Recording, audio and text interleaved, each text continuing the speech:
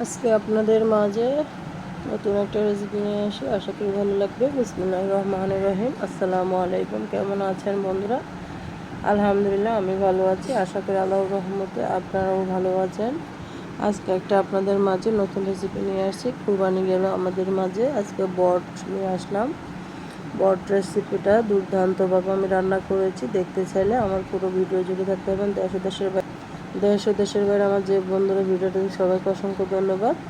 এবার আমি রান্নার প্রসেসে চলে যাচ্ছি। এখানে নিয়েছি আদা রসুন বাটা, পেঁয়াজ বাটা, বাদাম বাটা, সরিষা বাটা একসাথে নিয়েছি। তেলটা গরম দিয়ে দিয়েছি।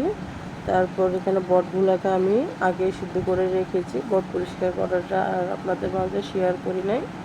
বটটাকে আমি ভালো করে সিদ্ধ করে ধুয়ে মুছে কেটে নিয়েছি। তারপর এখানে আমি হলুদ গুঁড়া, মশলা গুঁড়া, জিরা গুঁড়া, ধনে গুঁড়া নিয়েছি একসাথে সব।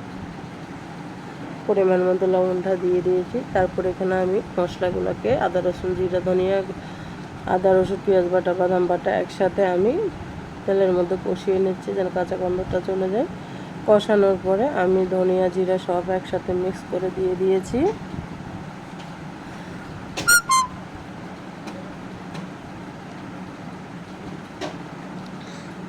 তারপর আমি এখানে ভালো মতো কষিয়ে নিচ্ছি। মশলাটা অবশ্যই ভালো মতো কষিয়ে নিতে হবে।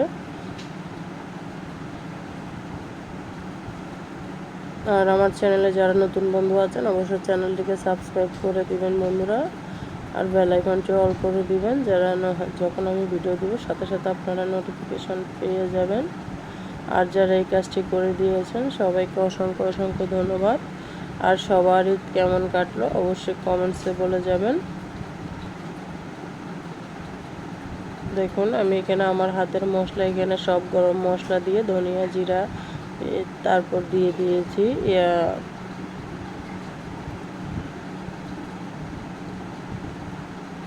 একসাথে। আমি গরম মশলা আপনি গোটা দিই না, আমি এভাবে বেটে ফেলি হালকা।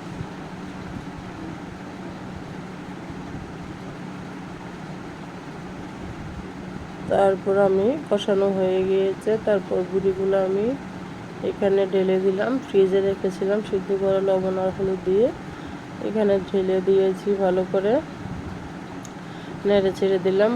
বরফগুলো ছুটে গিয়েছে।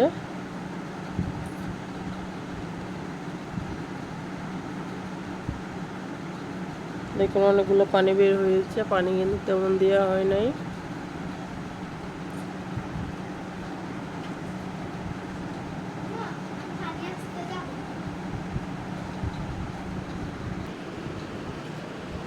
আর ভিডিওটা দেখতে দেখতে এই পর্যন্ত যে বন্ধুরা আমার ভিডিওখানে আসছেন, যারা এখনও লাইক করেন অবশ্যই ভিডিওটা লাইক করে দিবেন। আর যদি ভালো লাগে আপনাদের বন্ধুদের মাঝে আমার ভিডিওটা অবশ্যই শেয়ার করে দিবেন। দেখুন আমার এগুলো সিদ্ধ হয় নাই, সময় লাগবে। বুড়িটা একটু সিদ্ধ হতে সময় লাগে। চুলার আঁচটা মিডিয়াম টু হাই রেখে আমি চুলার আগুনটা কমিয়ে দিয়ে দিয়েছি। তারপর এখানে কাঁচা পেঁয়াজ আর কাঁচা মরিচ নিয়েছি, এগুলো এখন দিয়ে দিয়েছি যেন একটু আস্তে আস্তে থাকে পেঁয়াজগুলো। সেই জন্য আপনারা এই প্রসেসে রান্না করতে পারেন, অনেক মজা হয়েছিল বুড়ি রান্নাটা। আবারও আমি নেড়ে চেড়ে দিচ্ছি।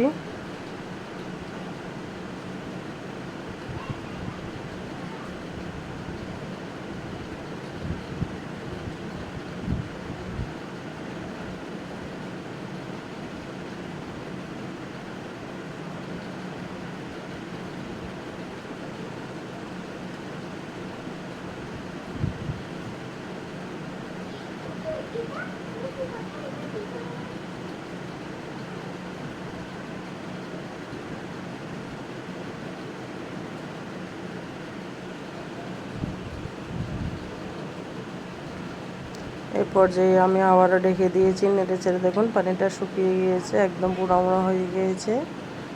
কেমন হয়েছে আমার বুড়ি রান্নাটা অবশ্যই কমেন্টস করবেন।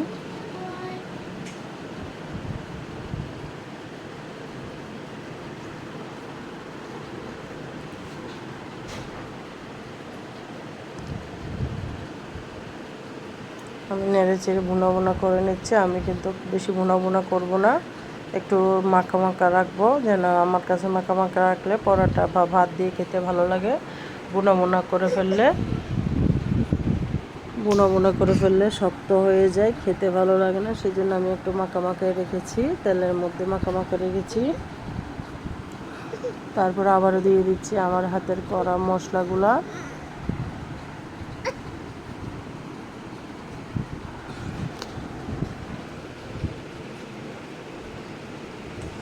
আবারও দিয়ে নেড়েচেড়ে আমি 5 মিনিট রান্না করব। মশলা দেওয়ার পরে 5 মিনিট রান্না করে নিচ্ছি। দেখুন তেলটা একদম উঠে গিয়েছে, দুর্দান্ত স্বাদ হয়েছে রান্নাটা। আপনারা অবশ্যই বাসায় ট্রাই করতে পারেন, অনেক মজাদার লোভনীয় হয়েছে। বুড়ি রান্না বা বট রান্না যেটাই বলেন। ভিডিওটা আজকের মতো এই পর্যন্ত। সবাই ভালো থাকবেন, সুস্থ থাকবেন। আল্লাহ হাফেজ। আসসালামু আলাইকুম ওয়া রাহমাতুল্লাহি ওয়া বারাকাতুহু।